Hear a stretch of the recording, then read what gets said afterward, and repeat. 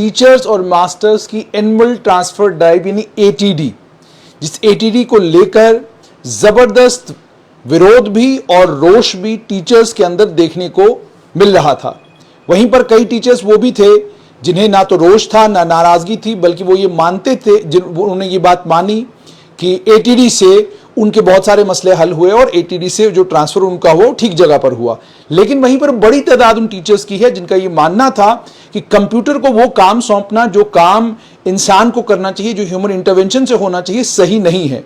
वहीं पर कई नेताओं ने, जिसमें खासतौर पर भारतीय जनता पार्टी के नेता और इस समय हिमाचल प्रदेश के सह प्रभारी देवेंद्र सिंह राणा ने कहा था कि जो काम इंसान कर सकता है वो कंप्यूटर नहीं कर सकता। कोई बीमार है, किसी को कोई तकलीफ है, कोई कैंसर का पेशेंट है, कोई डायबिटीज का पेशेंट है, किसी को कोई और परेशानी है, किसी को कोई और परेशानी है, इन तमाम परेशानियों का निपटारा तभी हो सकता है जब ह्यूमन इंटरवेंशन हो। डायरेक्टर स्कूल एजुकेशन जम्मू हो, डायरेक्टर स्कूल एजुकेशन कश्मीर हो, इन दोनों की रिस्पॉन्सिबिलिटी अगर है तो इन्हें अपनी जिम्मेदारी का निर्वाह करने का मौका मिलना चाहिए। लेकिन पिछले principal secretary school education Biswajit Singh के दौर में दो चीजें देखने को मिली। पहली बात तो यह कि उनके कार्यकाल में डायरेक्टर स्कूल एजुकेशन जम्मू हो या डायरेक्टर स्कूल एजुकेशन कश्मीर हो, सूत्रों के मुताबिक दोनों बहुत परेशान थे, बहुत तंग थे इस बात से कि उन्हें काम नहीं करने दिया जा रहा। हालत यहां तक पहुंच चुकी थी कि स्कूल एजुकेशन विभाग के दो अंडर सेक्रेटरी डोमिनेट कर रहे थे दो senior Jammu Kashmir administrative service के ऑफिसरान को, चाहे वो कश्मीर के हों चाहे वो जम्मू के डायरेक्टर हों, दोनों सीनियर ऑफिसर हैं। लेकिन दो अंडर सेक्रेटरी लेवल के ऑफिसर जो हैं वो तय करते थे कि एनुअल ट्रांसफर ड्राइव में होगा क्या। और उसके बाद सूत्रों के अनुसार इल्जाम यह भी लगाए जा रहे थे कि पूर्व प्रिंसिपल सेक्रेटरी स्कूल एजुकेशन का जो प्राइवेट पर्सनल स्टाफ था, जो यानी उनका दफ्तर था, वो दफ्तर भी एनुअल ट्रांसफर ड्राइव के मामले में इंटरवीन किया करता था। लेकिन director school education Jammu, director school education Kashmir, जिनकी रिस्पॉन्सिबिलिटी है जहां स्कूल सुचारू रूप से चले, स्कूलों में पढ़ाई ठीक ठाक तरीके से हो, वहीं पर टीचर्स का, मास्टर्स का, लेक्चरर्स का ख्याल रखना भी उन्हीं का काम है।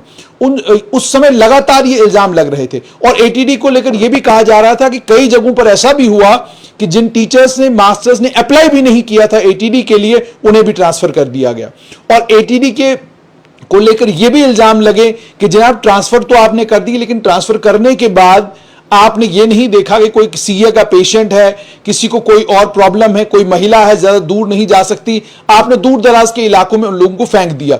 कई लोग जो at the verge of retirement थे, आपने उन्हें भी अपने घरों से कई कई किलोमीटर दूर भेज दिया। ये सब इल्जाम टीचर लगा रहे थे। लेकिन क्या अब नए principal secretary school education Alok Kumar इस पुरानी प्रैक्टिस को कंटिन्यू करेंगे? सूत्रों के अनुसार ऐसा लग रहा है कि फिलहाल आलोक कुमार जो है रैशनलाइजेशन पर फोकस करेंगे और ट्रांसफर और पोस्टिंग वाला ये जो सिलसिला है, इस ट्रांसफर पोस्टिंग के सिलसिले को फिलहाल थोड़ी देर के लिए जो है थामा जाएगा, रोका जाएगा।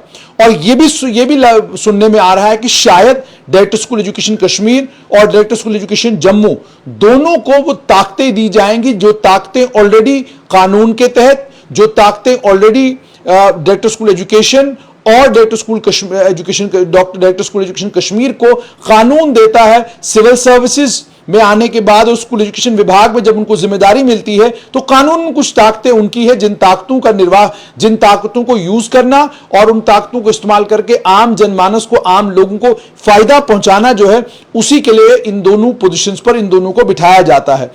एक दूसरी इंपॉर्टेंट बात यह कि क्या एनुअल ट्रांसफर ड्राइव होगी? अभी तक जो समाचार मिल रहा है उसके मुताबिक फिलहाल ट्रांसफर पोस्टिंग का ये जो सिलसिला है ये बंद है। फिलहाल जो है रैशनलाइजेशन का सिलसिला होगा कि क्या स्कूल में टीचर पूरे हैं कि नहीं है। अटैचमेंट का ये जो सिलसिला, अलग अलग स्कूल एजुकेशन विभाग के कर्मचारी जो हैं अटैचमेंट कैपेसिटी में अलग अलग जगहों पर काम कर रहे हैं, उन्हें डिटैच करने की संभावना है। उसके बाद संभावना यह भी है कि स्कूल में टीचर स्टूडेंट रेशियो कितना है उसे देखा जाए। उसके बाद यह भी देखना है कि कहीं ऐसा तो नहीं है कि एक स्कूल है जहां पर स्टूडेंट कम है और टीचर ज्यादा हैं, उस चीज का भी ख्याल रखा जाएगा। और उसके बाद स्कूल एजुकेशन विभाग को लेकर एक और बड़ा फैसला जो स्कूल एजुकेशन विभाग को लेना है वो ये है कि कई लोगों को प्रमोट कर दिया गया, लेकिन जिन पोस्टों के अगेंस्ट उनको प्रमोट किया गया पोस्टें अवेलेबल नहीं हैं।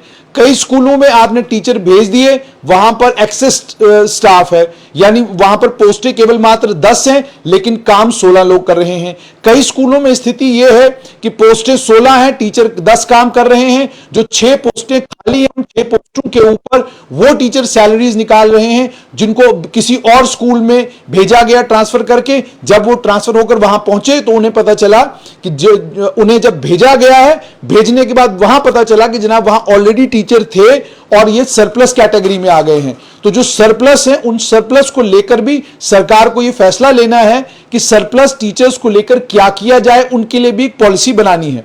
उसके बाद रहबरे तालीम का एक बहुत बड़ा मसला है। रहबरे तालीम का मसला यह है कि बहुत बड़ी तादाद अभी भी उन रहबरे तालीम टीचर्स की है जो रहबरे तालीम टीचर रेगुलराइजेशन की मांग, माफ कीजिएगा, जो रहबरे तालीम एस्पिरेंट्स ये कह रहे हैं कि कोर्ट ने ऑर्डर दे दिया लेकिन कोर्ट के ऑर्डर देने के बावजूद जो है स्कूल एजुकेशन विभाग उनको एडजस्ट नहीं कर रहा। तो उस पर भी सरकार को फैसला लेना है क्योंकि कोर्ट से लगातार फटकार पड़ रही है स्कूल एजुकेशन विभाग को कि इस आरईटी का यहां हक बनता है, आपने इसका हक क्यों छीना है, आप इसको हक दे दीजिए। तो आरईटीज को लेकर भी जम्मू कश्मीर स्कूल एजुकेशन विभाग को फैसला लेना है। उसके अलावा स्कूल्स के परफॉर्मेंस को लेकर कि क्या परफॉर्मेंस बेस्ड टीचर्स, लेक्चरर्स और मास्टर्स की पोस्ट ट्रांसफर पोस्टिंग होगी, यानी आपका परफॉर्मेंस ही तय करेगा कि क्या आप इस स्कूल में लंबे समय तक रहेंगे या नहीं रहेंगे। महिलाओं के लिए ट्रांसफर पॉलिसी क्या अलग होगी और पुरुषों के लिए क्या अलग होगी। उसके बाद जो एससी कैटेगरी से ताल्लुक रखने वाले वो तमाम सरकारी कर्मचारी हैं जो घाटी में सर्विस कर रहे थे, या उसके अलावा अन्य और अलग अलग कैटेगरीज से ताल्लुक रखने वाले लोग जो घाटी में सर्विस कर रहे थे, उनको लेकर भी सरकार एक बड़ी ट्रांसफर पॉलिसी तो बना रही है, लेकिन स्कूल एजुकेशन विभाग में जो लोग काम कर रहे हैं उन्हें किस तरीके से रैशनलाइज किया जाएगा, उस पर भी स्कूल एजुकेशन के प्रिंसिपल सेक्रेटरी स्कूल एजुकेशन को फैसला लेना है। दिक्कतें और परेशानियां स्कूल एजुकेशन विभाग में कम नहीं है, लेकिन फिलहाल के लिए एनुअल ट्रांसफर ड्राइव को लेकर खबर यही कि हाल फिलहाल में जो ड्राइव हो गया वो मुकम्मल हो चुका, लेकिन अभी फिलहाल सूत्रों के अनुसार फोकस स्कूल एजुकेशन विभाग का रैशनलाइजेशन होगा, ट्रांसफर पोस्टिंग नहीं।